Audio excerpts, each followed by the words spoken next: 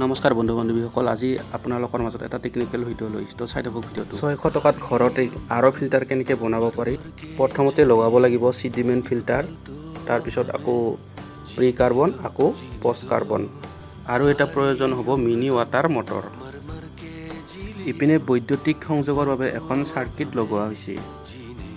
Membrane বুলি আকৌ এটা কিট আছে, সেই কিটটো মই লগোৱা নাই, যিহেতু পানীটো মোৰ পৰিষ্কাৰ হয়, সেয়েহে মই মেমব্ৰেনটো লগোৱা নাই। এই সকলো ধৰণৰ কিটবোৰ ফ্লিপকাৰ্ট আৰু এমাজনত উপলব্ধ।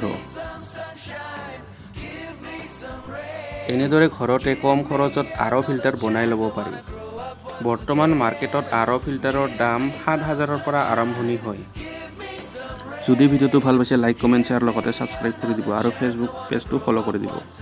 তো বন্ধু বান্ধৱীসকল, আজিৰ ভিডিঅ'টো এইখিনিতে সামৰণি কৰিবলৈ ওলাইছোঁ। নেক্সট ভিডিঅ'ত পুনৰ লগ পাম। আজিলৈ বাই বাই।